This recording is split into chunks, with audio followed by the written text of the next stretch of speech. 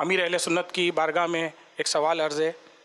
حضرت صاحب، جو لوگ یہاں سے عمرہ کرنے جا رہے ہیں اور عید وہ وہاں کریں گے مدینہ شریف میں یا مکہ شریف میں، تو فطرہ وہ یہاں کی کرنسی کے حساب سے دیں گے کیا جس ملک میں ہوتے ہیں، جیسے ابھی مدینہ شریف میں ہوں گے تو وہاں کے حساب سے ریال میں دیں گے؟ جو جہاں پر ہیں تو وہیں کا دیں گے۔ اگر اپنے وطن میں کہہ دیا کہ فطرہ دے دو میری طرف سے، وہیں کی مالیت کے حساب سے دینا ہوگا۔ لاکھوں روپے خرچ کرتے، عمرے میں بھی 2-2.5 لاکھ تو خرچ ہو جاتے ہوں گے، تو پھر 150 کیا بچانے تھے یار۔ اور جا بھی رہے ہیں تو راہ خدا میں جا رہے ہیں، گھی گرے گا تو کھچڑی میں ہی گرے گا، اپنے نامہ عمل میں ہی انشاءاللہ اضافہ ہوگا، نیکیوں کا۔ تو بہرحال یہ کہ جہاں ہے وہیں کی کرنسی میں، یا کرنسی شرط نہیں ہے، وہیں کے بھاؤ کے حساب سے گیہوں کا دینا ہے، اجوا کھجور کا دینا ہے۔ تو قیمتی کھجور ہے، یہاں کراچی میں اجوا کھجور کے حساب سے دینے والے پڑے ہیں، تو آپ اجوا کھجور کے حساب سے دیں، وہاں کی کرنسی سے ثواب اتنا سارا ملے گا انشاءاللہ، بہت سارا ثواب ملے گا۔ گندم کے آٹے سے فطرہ دینا ہے تو 300 روپے، جو کے آٹے سے دینا ہے تو 1100، اور کھجور 2600، اجوا شریف کی کھجور جو ہے اس کا 19,200، اور کشمش سے دینا ہے تو 7,200۔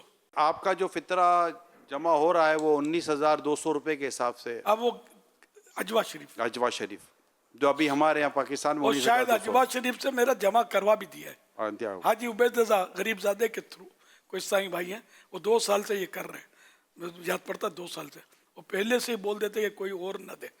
ماشاءاللہ۔ مدنی چینل پر جو ہمارے دیکھ اور سن رہے ہیں اسلامی بھائی، اسلامی بہنیں، حاضرین، آپ بھی اس پر غور کریں۔ دیکھیں، یہ ایک فطرہ کا جو ایک فگر آپ کے سامنے ابھی آپ نے دیکھا تھا کہ یہ جو فطرے کی جو اماؤنٹ آپ کے سامنے رکھی گئی ہے، تو آپ بھی اس کو غور کر لیں کہ اس میں کیا کیا فطرہ ہے جو آپ دے سکتے ہیں۔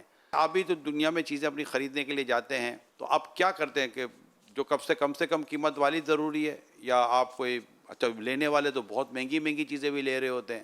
بعض تو ایسے فیملیز ہیں جو سستے پر تو ہاتھ ہی نہیں رکھتے، وہ تو برانڈیڈ ہی چیزیں لیتے ہیں اور لیتے ہیں۔ اب میں اس پر ڈیٹیل میں نہیں جاتا، مگر آپ سے اگر ہو سکے تو میری یہی درخواست ہوگی دنیا بھر کے عاشقان رسول کو کہ اللہ پاک نے دیا ہے تو 19,200 روپے سے فطرہ دینے کی سبحان اللہ، آپ بھی نیت کریں۔ لاکھوں روپے کا ڈیکوریشن کراتے ہیں، لاکھوں روپے کا گھروں میں، بلکہ شاید وہ کہوں تو کروڑوں روپے کا۔